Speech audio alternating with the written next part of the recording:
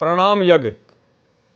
भक्ति व साधना उसी साधक की सफल होती है जिसमें नम्रता आधीनी होती है, दास भाव होता है। ये संकेत है परमात्मा का कि चाहे हम कितनी ही आरतियां कर लें, कितने ही मंत्र कर लें, कितने ही हम लोग सत्संग सुन लें, अंत में भक्ति और साधना सतगुरु रामपाल जी परमेश्वर जी से उपदेश प्राप्त उन्हीं भक्तों की सफल होगी।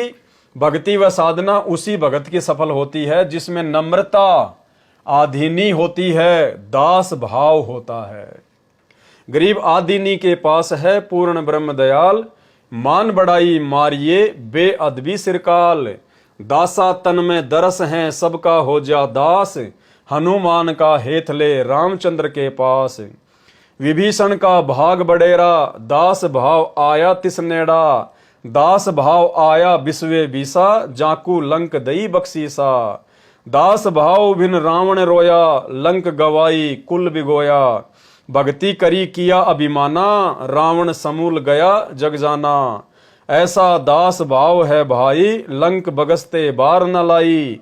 ताते दास भाव कर भक्ति कीजे, सब ही लाभ प्राप्त कीजे। गरीब बेअदबी भावे नहीं साहिब के ताही, यानी उस परमात्मा को बेअदबी अच्छी नहीं लगती। आजाजील की बंदगी पल माहे बहाई। उपरोक्त अमृतवाणी सूक्ष्म वेद की है। इनका भावार्थ है कि भगत में विनम्रता होनी चाहिए, जिस कारण से भगत की भक्ति सफल होती है। यदि भगत साधना भी करता है और अहंकार भी रखता है तो उसकी साधना व्यर्थ हो जाती है। उदाहरण दिए हैं कि हनुमान जी भगवान भगत थे, श्री रामचंद्र जी के साथ अति आधीन होकर रहते थे, जिस कारण से श्री रामचंद्र जी अपने प्रिय विनम्र भगत से विशेष प्यार करते थे। यानी सतगुरु रामपाल जी भगवान भी अपने उसी भगत से विशेष प्यार और प्रेम करेंगे जिसमें आधीनता होगी, जिसमें विनम्रता होगी, जो मर्यादित होकर भक्ति करता होगा। ये परमात्मा किसी भगत का सुंदर चेहरा नहीं देखता, ये किसी की 6 फुट की हाइट नहीं देखता, ये किसी का पैसा और कार कोठी नहीं देखता। परमात्मा केवल अपनी आत्मा और उस आत्मा में भक्ति कितनी है, मर्यादा कितनी है, विनम्रता और आधीनी कितनी है, वो देखता है परमात्मा। रावण लंका देश का राजा था, उसने श्री शिव जी तम गुण की भक्ति की और अहंकार भी अत्यधिक रखा। यानी रावण ने भक्ति भी की और साथ में अहंकार भी था, जिस कारण से श्रीलंका का राज्य भी गवाया तथा कुल का नाश भी कराया। इसके विपरीत रावण का भाई विभीषण था, जो विनम्र था तथा मुनिंद्र ऋषि से दीक्षित था। यानी त्रेता युग में सतगुरु रामपाल जी परमेश्वर जी मुनिंद्र ऋषि के रूप में विभीषण और मंदोदरी के गुरु थे, जिस कारण से श्री रामचंद्र जी ने लंका का राज्य विभीषण नम्र भगत को बख्शीश कर दिया।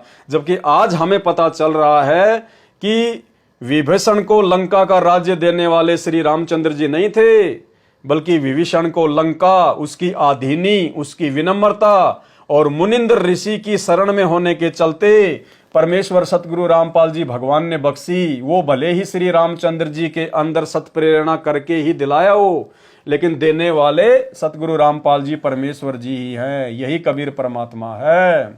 और परमेश्वर कहते हैं कि करे करावे साइया, मन में लहर उठा, दादू सिर धर जीव के आप बगल हो जा।